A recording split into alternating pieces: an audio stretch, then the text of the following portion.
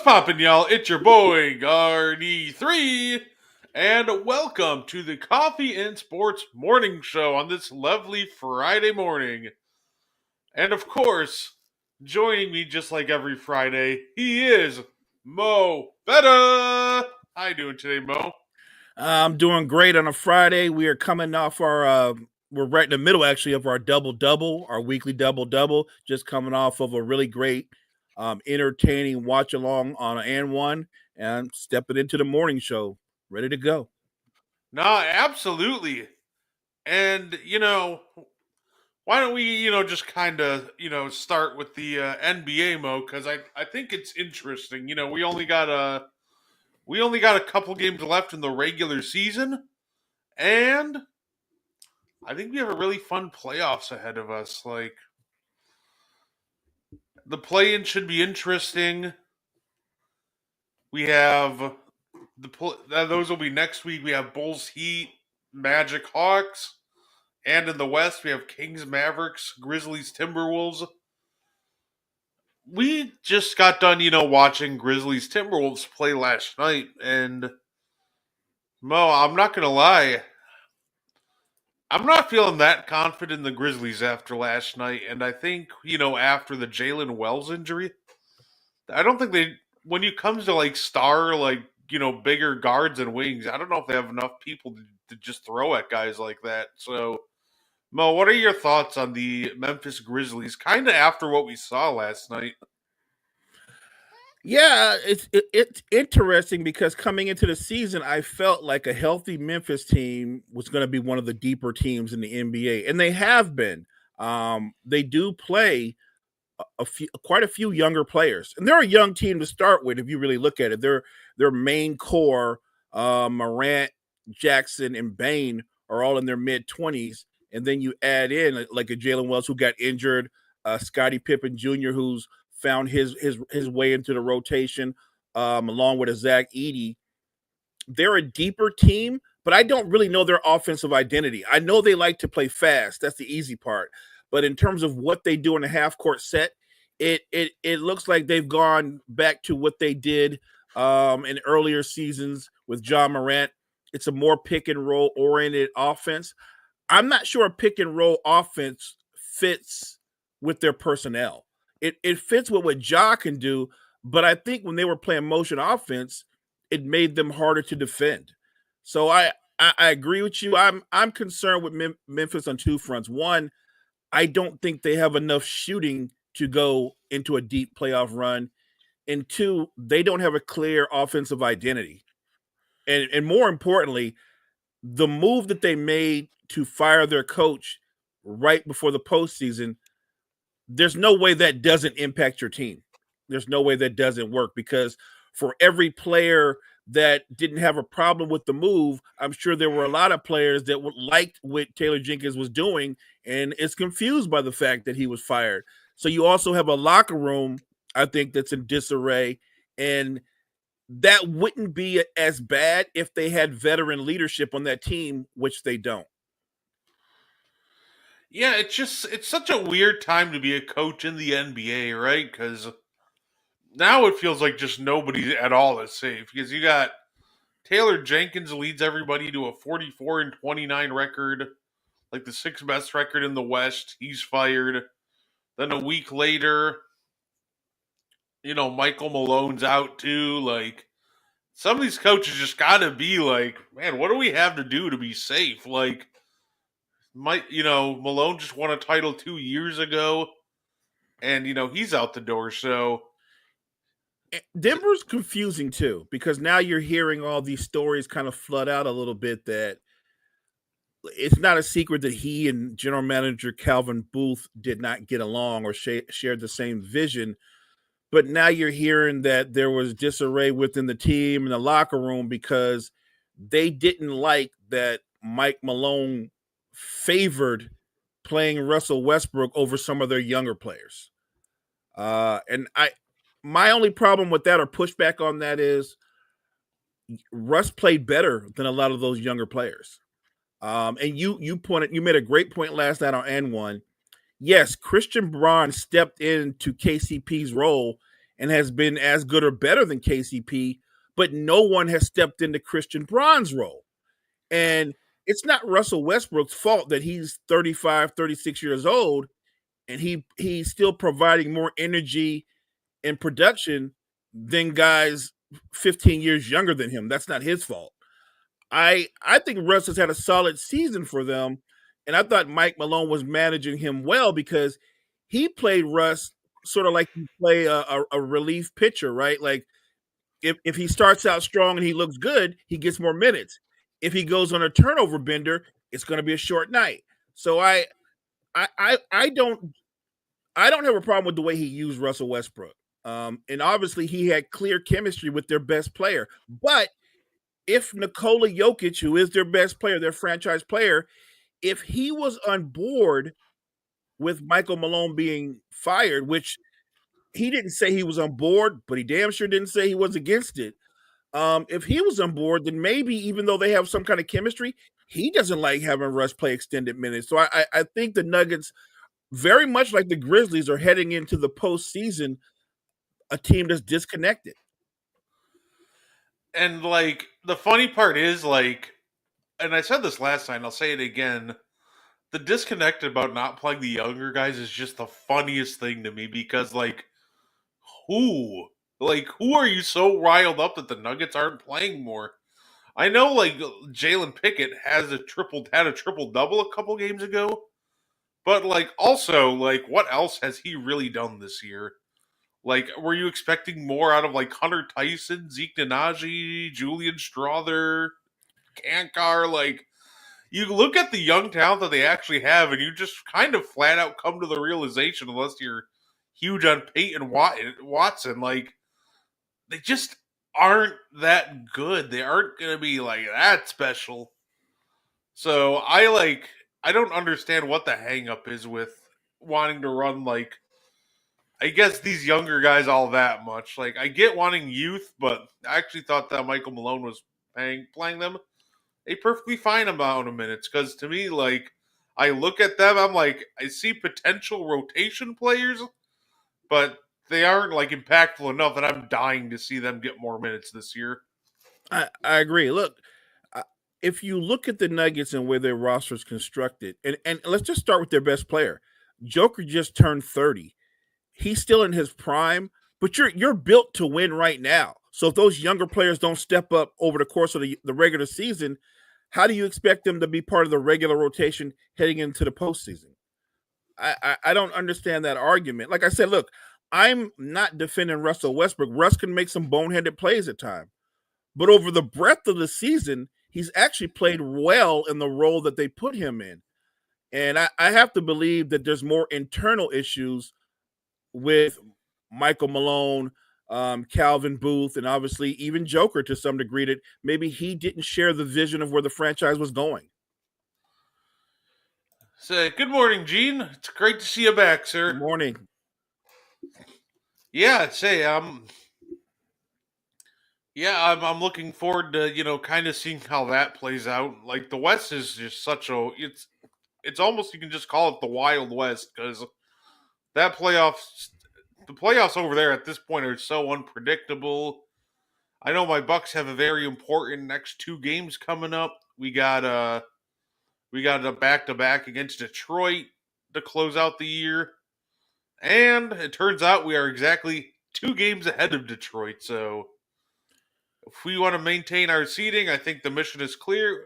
It's got to win one of two. So let me ask you this: in the West, when you look at the standings, like Minnesota, who's in the 8th seed, Grizzlies are in the 7th seed, and then you've got Golden State, who's a 6th seed right now today. Even though they all share the identical records of 47 and 33, I think Golden State owns some tiebreakers. But the crazy thing about the West, Brett, is they have to play the season out. Like the last couple of games, everybody needs them, right? Like nobody can go, we're going to rest our guys heading to the postseason. Like Minnesota's in the 8th seed.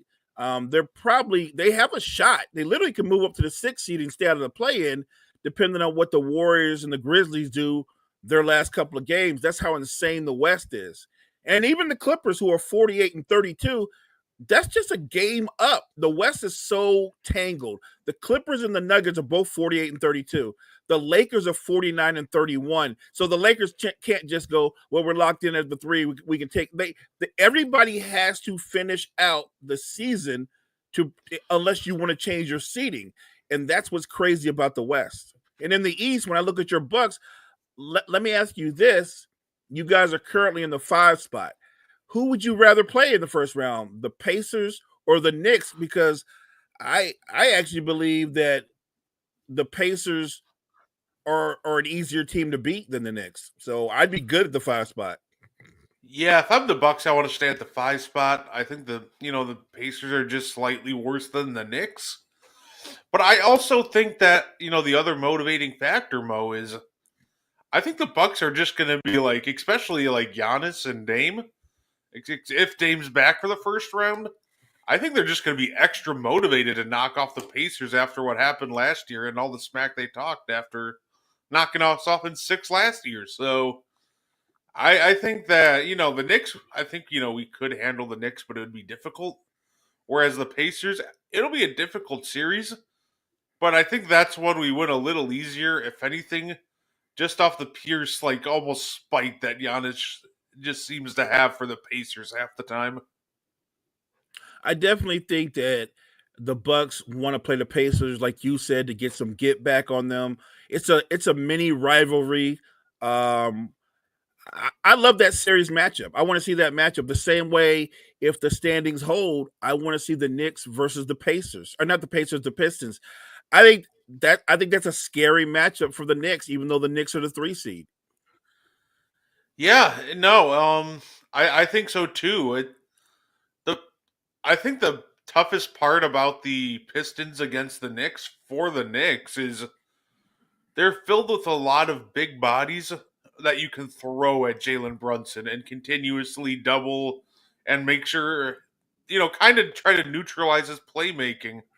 Then it turns into, all right, who else is going to step up for them? And that strategy seems to just have worked for them the last game against the Knicks. So I think it'll be an absolute, trip to watch those two. That's why I thought that game that they just played a couple nights ago where the Pistons knocked off the Knicks was so important, because now you give the Pistons confidence. They go into the playoffs like, we just beat these guys last week. Like, we can do it again. We can beat them 4 times out of 7. Let's do it. And look, with coaches getting dropped left and right, I'm not trying to be premeditated, but let's put it out there. If you're the Knicks fan base, if you're the Knicks management, you gave up almost, I think it's 5 number 1. Didn't you give up 5 ones from Mikal Bridges? Yep.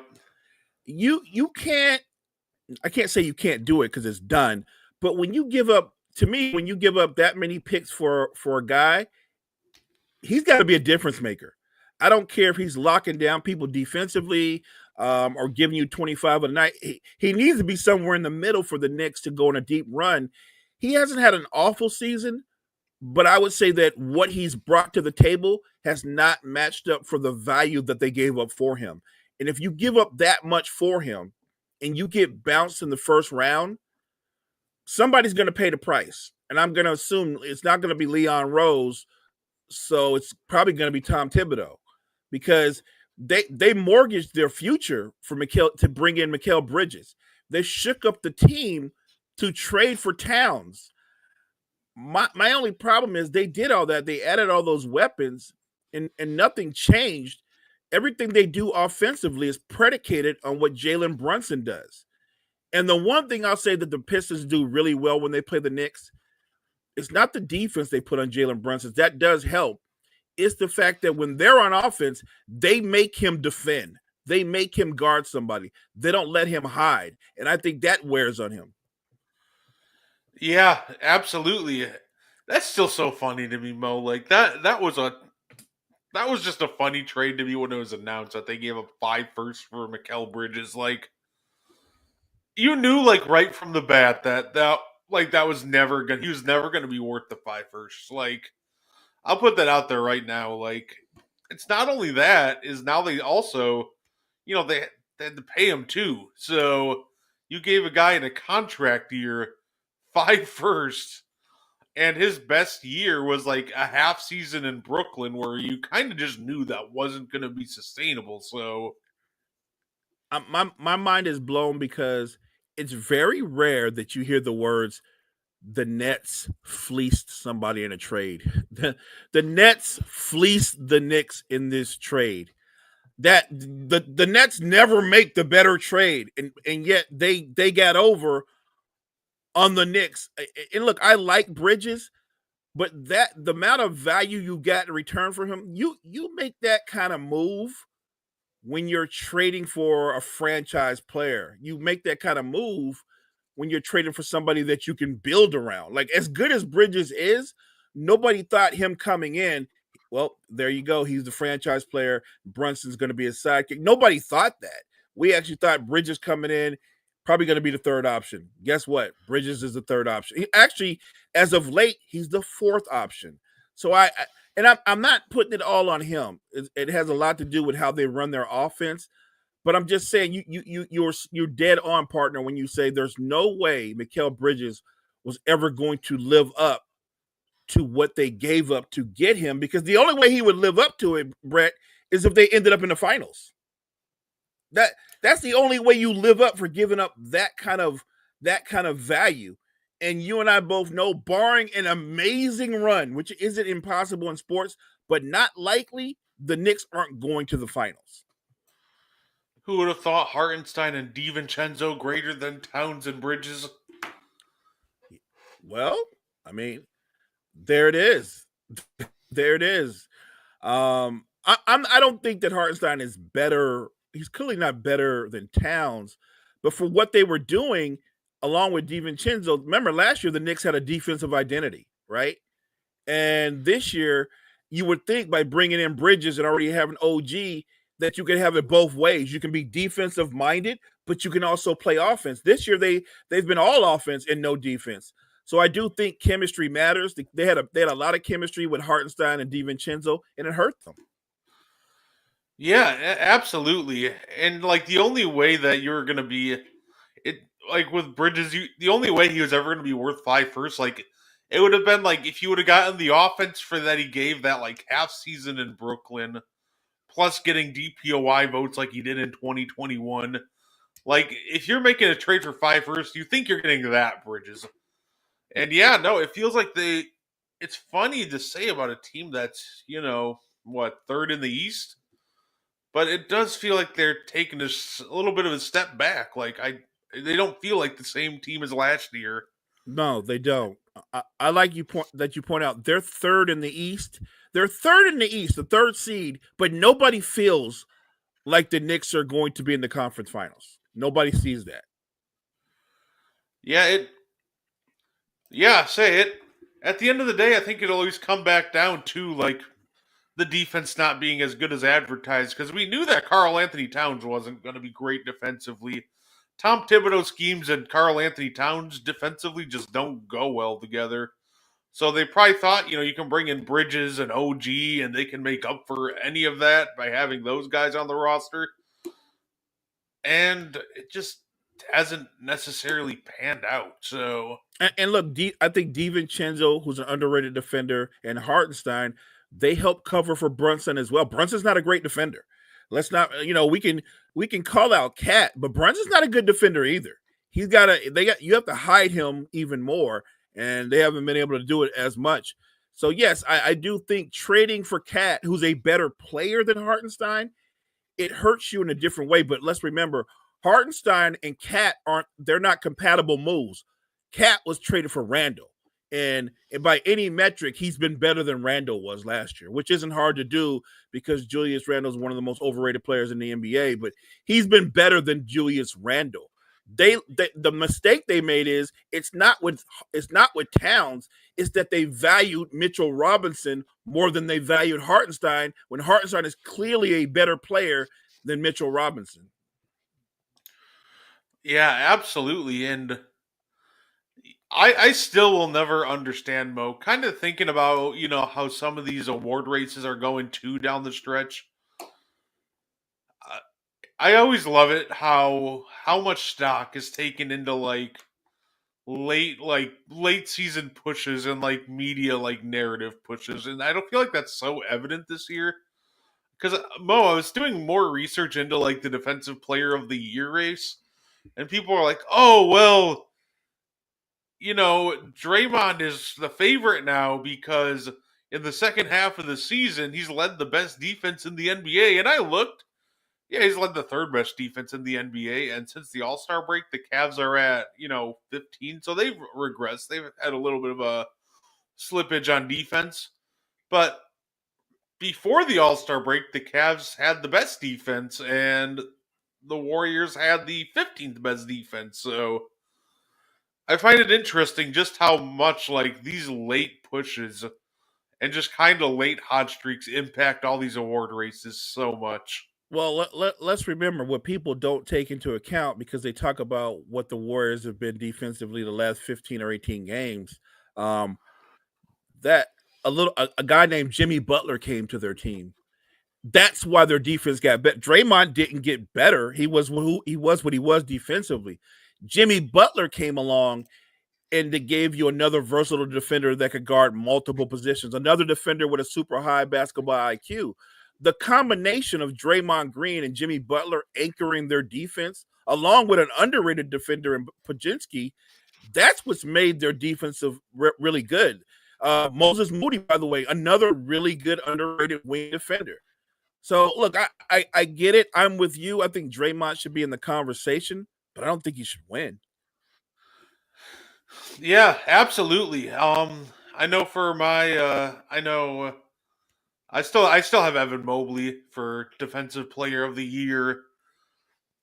I know all the races are going to be, coming down. I think most of the races are probably almost settled, right? I think at this point we know who the MVP is, I think, and I think that's just going to be Shea, which let me remind everybody, MVP doesn't mean necessarily the best player Correct. every year because I still think Jokic is the best player in the NBA. But Shea is going to win MVP, and it's going to be well deserved because at the end of the day, the MVP isn't always the best player in the league every year. I think Shea wins, but my prediction is gonna be he wins, but it's the closest MVP race in a decade.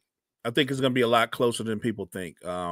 It seems like as the season went on, especially like when we got to like the last 45 days or so of the season, it seemed like the voters and a lot of the fans shifted, and it looks like Joker got kind of a push. Not that he needed it. I mean, his play, his production, his numbers speak for themselves. Um, but I'm with you. If I had a vote, I'd vote for Shea. He's been the best player on the team with the best record, and he's not a one trick pony. He's actually a good defender as well. Like I would be surprised if he doesn't make All NBA defense second team or something like that. Like he's a legitimate two-way player. So it's going to be interesting to see how that pans out. DPOY, I used to think that was a lock, but like you said, Draymond kind of put a narrative out there on his podcast, and it picked up a lot of steam with some of the national broadcasts. He might very well end up winning. It'll be interesting to see how that pans out. Like I said, I wouldn't give him a vote, but I understand the sentiment behind it, and it's interesting because he really put out some really clever words where he said, "This is my last chance," right, at winning another DPO, which we agree, we agree. You're in your mid-30s; it's definitely your last chance. I Listen, just don't know if you deserve it. listen. A lot of people were blasting Embiid for like a pity MVP in 2023. I remember that. I wonder if the narrative's going to be the same with Dre. Like, if he wins MVP, is it just going to be? I feel like people are going to overlook the fact that he does have a case for it, and they're just going to be like, "Oh yeah, he just won it because he begged for it on his podcast." So it's almost funny by creating your own narrative. I feel like he's just going to be put on blast hardcore. Also, if he wins it now. I agree. I agree. Look, again, is he along with Jimmy Butler the anchors in the Warriors team that in the second half of the season is one of the better defenses down the stretch? Absolutely. I don't think there's no debate there, but I think if you go on body of work over the course of the season, even though the Cavs as a team took a step back, Evan Mobley is still to me the most versatile defender in the NBA. No, absolutely. I'd say I know my coach of the year, Mo, it's still Kenny Atkinson to me. I think it's down to him and JB Bickerstaff, and what both guys did have been very impressive, but I feel like one of the hardest things to do, Mo, in the NBA is, well, ceiling raise. It's take a team that's already good and make them great. I feel like that's like arguably the hardest thing to do, and taking a bad Pistons team to, being a really good team is really impressive. And I think that should be commended, and I think he should be the second place winner. And even if he won, I wouldn't be mad, but I almost just think that they just completely underachieved with Monty. I think they were a lot better last than their record showed last year under Monty Williams. And yeah, but I think this is he's deserving, but I think it's still Kenny Atkinson for his work with the Cavs this year. I'm with you. I think both guys have done terrific jobs for both franchises. The Pistons won 14 games last year. I mean, just stop right there. They won 14 games, and now they're the sixth seed in the postseason. That's an incredible turnaround. That yes, they have a talented team, but you bring up a great point that I thought, even though I think Monty Williams is a good coach, I thought he checked out. I thought he never connected to his young core. I'm not sure there was ever a connection there. And so there was a huge disconnect between what Monty Williams wanted to do and what his young team was willing to respond to. It never worked. Um, you see what they're doing now under Bickerstaff. He's changed their culture, and even though they're young and still developing, they all have a role. They all have roles. More importantly, what did they do? They brought in Tobias Harris. They brought in Tim Hardaway Jr. They brought in some veterans to solidify that locker room, and I love that move. It's such an underrated thing in the NBA. The value of a veteran who's a little bit more professional, who can talk to you, who players can relate to. It's almost like you're bringing in two player coaches, if you will, into your locker room. I think that impacts your team. And then in Cleveland, when everybody said they need to make a big move, they need to blow it up, they opted for continuity under a new coach with a new vision, and they brought back their entire core. They didn't make any major moves, obviously, up until the trade deadline by bringing in Hunter, but they were the best team in the East before Hunter got there.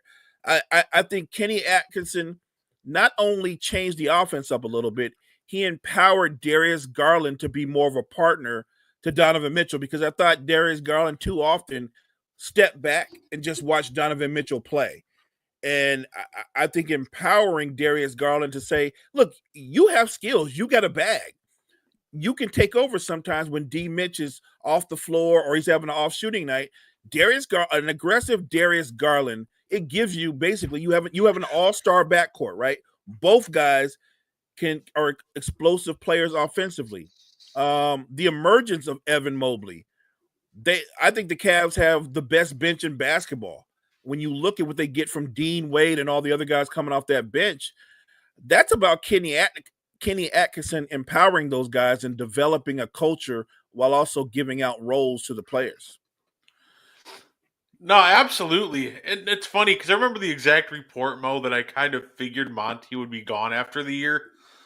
It was when, like, in the middle of, like, December, a report comes out, and they're like, yeah, Monty Williams comes out, and he just kind of said, like, yeah, it turns out that pretty much that Jaden Ivey and Cade Cunningham can play together. I'm like, we knew that last year. Like, you've been the coach for, like, 3 months. How did you not know this already? So, yeah, I'm just glad that the Pistons are just in a much better spot than they were last year, and I cannot wait to see them in the playoffs. Like, I thought they could be a play-in team, maybe, but I actually thought they'd be a 30-win team. They blew my expectations away, but They did too. My expectation for them this season was I remember saying it When I put it out there, I said the Pistons' mission coming into the season is to establish some kind of respect for the franchise, to show a competitive spirit because you won 14 games. I thought if they won 30, 35 games, that would be a banner year, right? Coming off what they did. And they far exceeded anything that I can imagine for them. I would argue that they're a year ahead of schedule. No, absolutely agree. Say, I'm definitely looking forward to seeing what's in store in the future for them. But Mo, why don't we hop on over to the NFL real quick? Because the Browns, they look like they wanted to bring back an old familiar face. Joe Flacco has signed a contract over there, 1 year. I think it was like $4 million. But the contract has incentives that can get all the way up to 13. I almost feel like them making that move. I feel a little more confident about them drafting a quarterback now. What do you think about the Flacco move? It's an interesting move, but here's the thing: what it did, whether they draft a quarterback or not, Flacco's shown that even at this stage in his career, he can start. He can be a starter, right? We all agree Flacco's a capable starter, even at this stage in his career. The only question I have is I'm looking at them bringing in Flacco, and some people say, well, that means they're definitely drafting a quarterback. Some people say that means they're going to go out and get Carter. I hope they're drafting a quarterback, but I think they're going to go out and get the defensive player, or they might get Travis Hunter. That's my gut feeling. I think they're not drafting a quarterback. My gut feeling is they're going to go out and get one of those two players. Yeah, no, let me put it this way. I still think that the move for them is I think they're just going to go and get Abdul Carter or Travis Hunter. But I feel more confident now if they did draft a quarterback, because the one knock that I had about them getting like Shedeur Sanders, for example, was who exactly is he learning from? Like, what is he learning from Deshaun Watson and Kenny Pickett? And I think getting a guy like Flacco in there gives you actually a solid veteran that a young guy can learn from. But yeah, I think they'll go defense again, and then next year, I think next year's the year they try to draft their quarterback. Yeah, I agree. I think they go defense. I think they look you obviously I think they go defense just to bolster up that defense more. It's going to be interesting. Like I said, I think you're right. I think the quarterback is next season. I think here's the thing though. Flacco, what is he? 40, 42? He's old. Right. So, but he's probably still a better quarterback than Kenny Pickett, right? And we don't even know what Deshaun Watson is, the remains of Deshaun Watson. So it's interesting because I'm leaning towards they go somewhere else. But if you go by common sense says even though Deshaun Watson's under contract and they've got Pickett and they just brought in Joe Flacco, that quarterback room screams get a quarterback, doesn't it? Yeah, absolutely. And I that's why I love the Joe Flacco move, because like do they still need a young quarterback in there? Yeah, absolutely. But you know what? At least Joe Flacco's like can be a fun quarterback to watch, because he's just going to sling the rock and just kind of have fun with it. Like looking before they signed him, looking at a Kenny Pickett and Deshaun Watson quarterback room, I genuinely thought they could have thrown a jugs machine out there and it'd have a chance to start. Like that's just an egregious start quarterback room. So I'm hoping Flacco gets the start and just kind of chucks bombs all year, because Hey, at least that would provide entertainment. And don't forget, Joe knows the offense, right? He was there a year before. So I think Joe comes in. I think Joe Flacco is going to be the starter. And look, it's a solid veteran move. I can say that Joe Flacco can run your offense and he can still fling the football even this late in his career. That arm is still strong, it's still live. So I think they go defense and they stick with the quarterback room they have. Maybe what they're hoping for is Deshaun Watson gets healthy and he can remind you of the Deshaun Watson from Houston. Maybe they're still holding out hopes. Yeah, I don't think that's ever gonna happen. Even when the owner comes out and said, "Yeah, we kind of missed on that trade." That I've never really seen an owner just kind of come back to crap on the quarterback that's under contract like that. That was the part that was weird. You don't usually do that until somebody's been traded or released, right? He's still on your roster. And how does that make him feel, right? And I guess what I'm leaning towards is, do I think Deshaun Watson is ever going to be able to recapture what he was with the Texans? I don't, because I think very much like the Ben Simmons situation, it's not just the injuries. I think what's going on with him is mental. It's more mental than it is physical. And if you can't clear that mental hurdle, you'll never be the player you once was physically. So I would it make for a great story if he could turn it around. But do I think he is?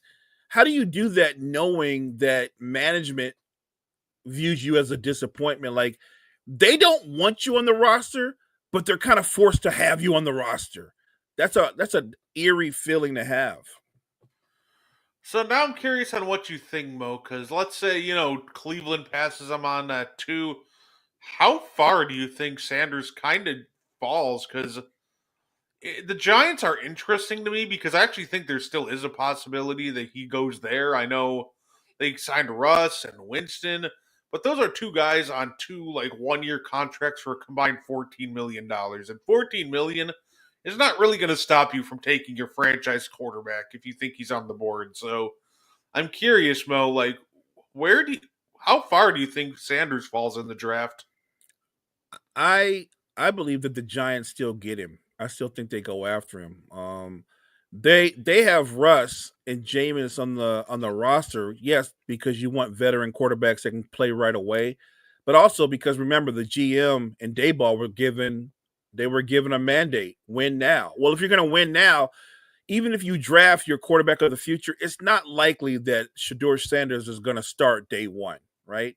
Unless he just blows the doors off of everybody in training camp.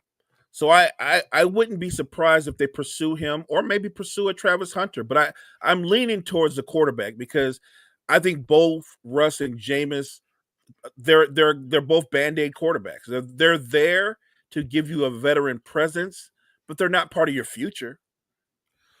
Yeah, and I think it'd actually be kind of perfect in a sense, right? Because getting both of them and then drafting a rookie, I still works. Because now, let's say there's like an injury moat, you're not like forced to throw Shador to the wolves right away. Like if you were to bring him in and he's just the backup, like even if like Russ gets hurt, it's like okay, now you can send Jameis out there and Right. he can take the bumps, and you don't need to risk destroying a young quarterback's confidence. Right. And even though I think Russ is still a better quarterback than Jameis, Jameis got a lot more arm talent. Jameis can do some wild stuff. Like, if you told me, well, Jameis Winston just threw for 650 yards and 5 touchdowns, that would be amazing. But I would believe it because I'd also believe at the same time the following week he could throw for 250 yards and 5 picks. Funny part is he'd probably throw for 6 touchdowns and 5 picks all in the same game, and he always puts up the most like weirdest and incredible stat lines, and it's always I get a kick out of a quarterback like Jameis. I love just gunslingers that I think like to take chances. Jameis is built for Vegas, right?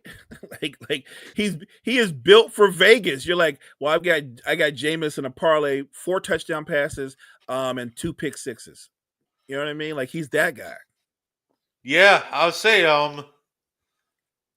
that would be interesting too, because then the Patriots would have a really tough choice if let's say the top three played out like that, because let's say I'm guessing the Brown actually knowing the Browns they'd probably go Travis Hunter.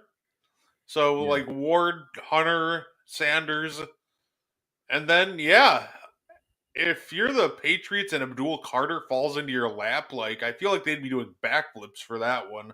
Because at the end of the day, see a lot of draft pundits say that Abdul Carter just might be the most talented player in this draft. So getting him at 4 would be an absolutely fantastic pickup for the Patriots. Yeah. Look, And I wouldn't.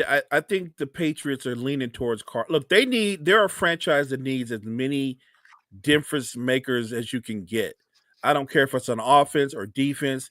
So I do think the Patriots. I think they get a chance. They're gonna draft Abdul Carter. Yeah, I think they'll go some kind of line because I feel like that's the identity that Vrabel's going to want to build, just toughness in the trenches. So whether it's Abdul Carter, maybe they go Will Campbell. I feel like their Yes, pick is going to be some version of line help. I like that. Look, in the bigger picture, even though we know it's a quarterback-driven league, games are won and lost at the line of scrimmage. They are won and lost at the line of scrimmage. Vrabel to me strikes me as very old school. He wants to be physical at the point of attack on both sides of the football. I'm with you. He's going to draft somebody on one side of the line, one way or other. No, absolutely.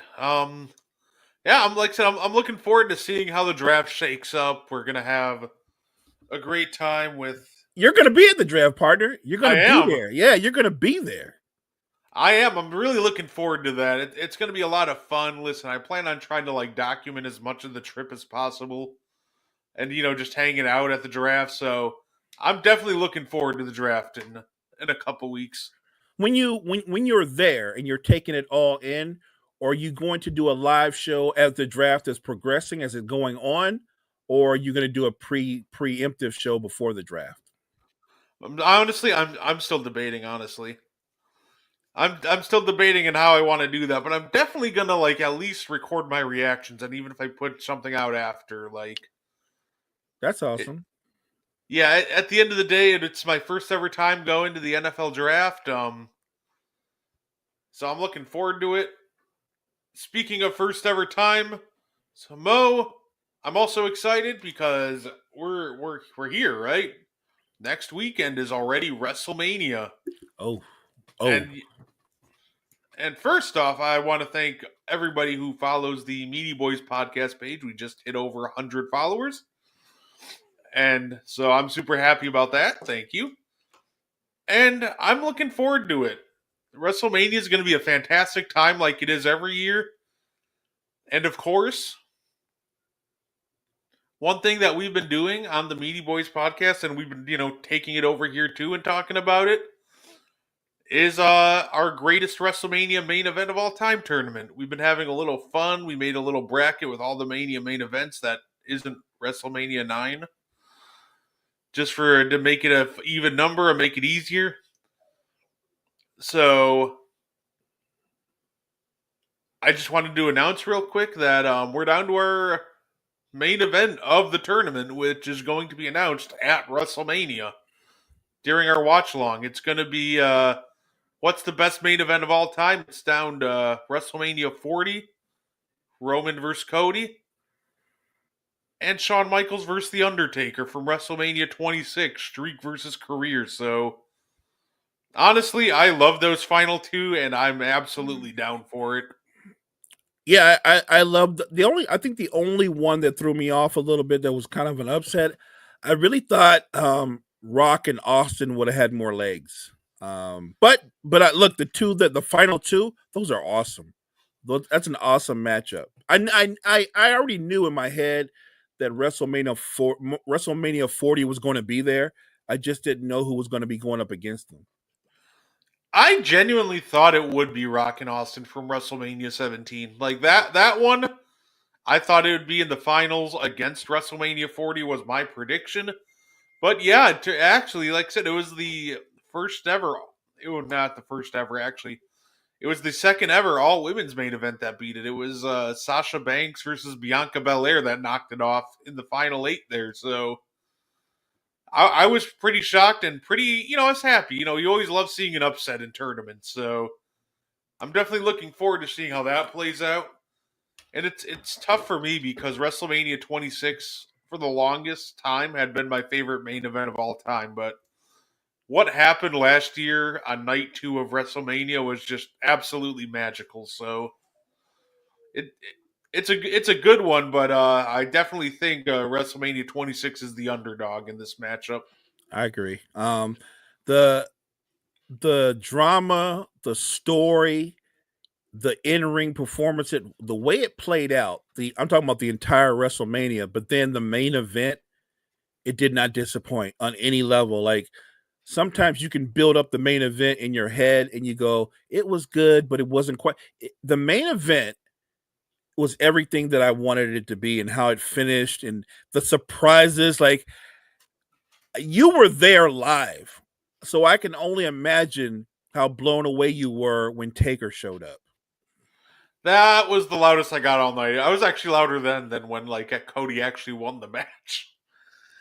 Like Taker showed up, and I'm going to tell you, I was sitting on my couch with my two bull terriers, and I jumped up, and they jumped up because I jumped up, but I jumped up. You know what I mean? Like what? Like that was insane.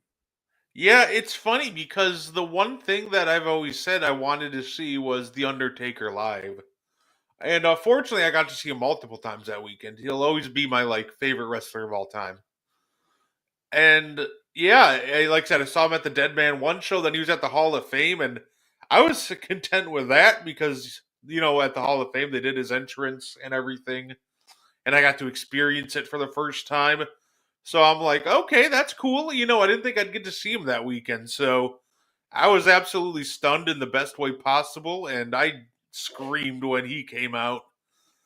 So I'm hoping for more moments like that this year, but I think we're going to get some insane moments this year. I do, and I think that's from the men and the women as well. I do. I think this WrestleMania is going to challenge WrestleMania 40. I think it's going to be that entertaining. it almost feels like this year's WrestleMania. It's almost comparative to WrestleMania 31, in my opinion. Listen, there's a lot of complaints going into the road to WrestleMania 31, and it almost feels like a lot of the same, issues that people think we're having this year. Where, oh, because sometimes it's just impossible to follow up. WrestleMania 30 was just so magical that it didn't feel like the build to WrestleMania 31 was good enough because people are trying to compare it to last year or the year before. And I feel like that's happening again this year because Mo, I think the road to WrestleMania and the build up has actually been pretty fun. But people are trying to compare it to what we got last year, and just sometimes something so organic and special happens that you can't really match it. Like, and I think that's more of the problem that people are having that they won't admit. It's not that the build up to this year's WrestleMania is bad, Mo. It's when you try to compare it to what happened last year, it feels underwhelming in that regard. But I don't think it has been underwhelming. No, I don't think so either. And look, as a diehard wrestling fan, I always take each WrestleMania separate. They're just completely different events, and they have their own identity. They kind of take their own identity. Look, there's so much going on, and like you said, people kind of complain about buildups. It's the usual kind of complaints. There is no perfect way to satisfy all fans, but the best way to satisfy them is on the nights, because it's a 2-night event on WrestleMania, that you get the in-ring performances that you want, that you desire. And I think you're going to get that. Like, even though I'm not, I'm underwhelmed, I would say, by the Charlotte Flair Tiffy promotion. I'm not feeling it. And look, we can agree. It's clear that the last time when they did a spot, that got personal. That was like that wasn't a promotion. That was two women kind of airing out stuff in public. That's the take I got. But what I also want people to realize is when you get those two in the ring, I think they're going to have incredible chemistry. I think they're going to have incredible chemistry. Those are two incredibly talented in-ring performers. You did bring up something that I do keep in the back of my head that look, Charlotte can take things personal and she might get in the ring and take things personal. She might deviate from the plan. But I think ultimately, look, she's been in the business as long as she has. She's been the star that she's been. I think she'll suck it up. They don't have to like each other to put on an incredible performance. She's got one job, I believe, and that's to put Tiffany Stratton over, right? Even though Tiff is the champion. We'll see. We'll see. I would be completely blown away. I wouldn't be. I'm not going to say I'm disappointed because I love both performers, but I would be blown away if Charlotte Flair won. Yeah, it's funny because I don't think it'll happen. I don't think like part of me I'm so torn on that match, and I think it's the best kind of torn. Like I think it's good when you're torn on a wrestling match and you don't know what's going to happen. Because part of me is like, yeah, put the young person over, but at the same time I'm like, this is Charlotte's big comeback match, so they might just not have her lose. So I think the result is just kind of unpredictable in the best way. So I'm definitely looking forward to seeing how that plays out. As of right now, I'll stick with it. I said that I think they're gonna have Charlotte win her big comeback match, and I say I'll stick with my prediction. I think Charlotte will still pull it off, but I would not be shocked if Tiffy won that match at all. Look, the beauty of WrestleMania is they do throw us for a loop. They zig when we all zag. I don't think it's when I see Cena in the ring against Cody. That's gonna be an amazing match. But and I know there's gonna be at least one run in, maybe two. Right? There will be. There will be. Um, we're probably gonna see. He's not gonna be in the ring, but we'll see the final boss. I think. Right? I think he'll make an appearance. The only question is he going to interfere in the match one way or another? So look, there are so many stories. The storylines are laid out. I'm excited to see the women's triple threat match.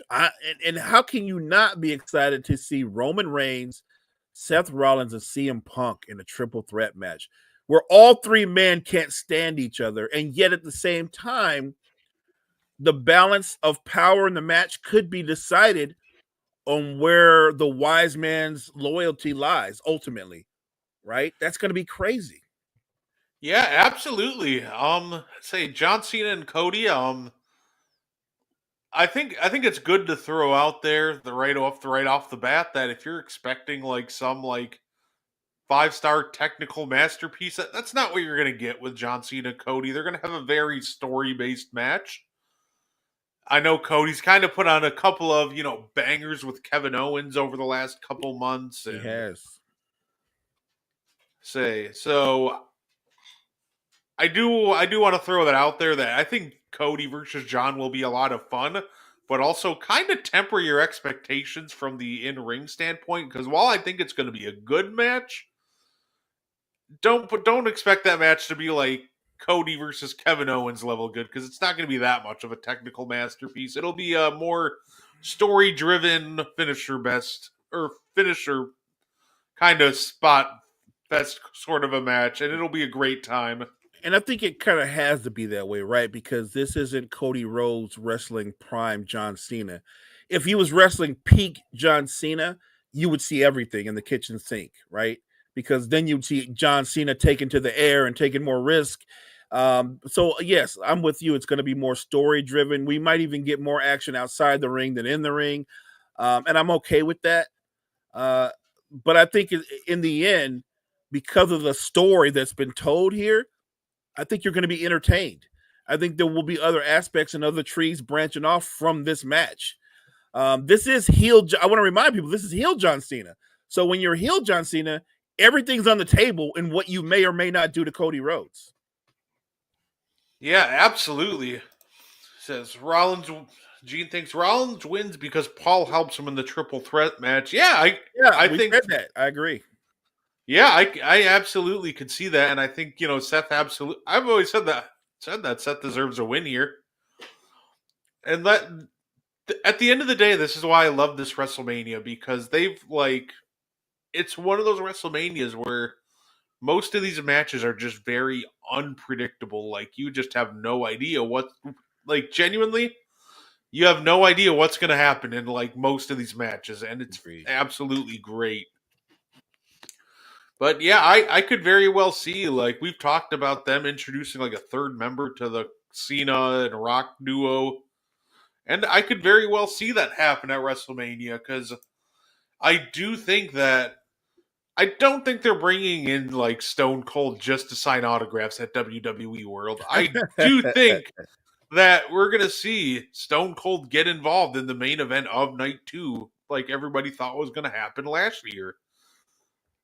And I could very well, let's say, because I could see it being like The Rock comes out to help Cena, Stone Cold comes out to take care of The Rock, and then I could very well to help Cena win. Feel like that's when we can see the third guy. Maybe it's a Randy Orton heel turn to set up a Randy Orton versus Cody rivalry. Or You read my mind. There is a third guy. I think Rock does his thing. I think Stone Cold counters what The Rock does, but Rock's going to have an ace in the hole. It will be the third guy that's going to be a member of that Cena Rock team. I guarantee that's what happens. It's going to be interesting. And then we don't know who the third guy is, but you know it's going to be a huge star. Is it going to be Randy Orton? Is it going to be one of the guys in the triple threat match? I don't know. yeah, and I really like Randy because, like I said, he's always better as a heel. And you saw Cena and Randy interacting after last year's WrestleMania on some of the videos that like fans took, and they like were acting like they're all best friends and everything. So we all know that the friendship's there, and I can almost see WWE also seeing like those like videos that the fans took of Cena and Orton joking around, and just kind of using that in this story. Like, yeah, see, they've always been best friends. Like, when the cameras aren't rolling, they're good friends. So yeah, of course Randy's going to help John Cena. And then of course you can use that to eventually build up the Randy versus John Cena match we'll get down the line. Yeah, I like it. I like it. That I think that's the thing about this particular WrestleMania. This might be the first WrestleMania where the whole night, not every single match, but I think there's going to be a lot of matches where there's going to be outside interference.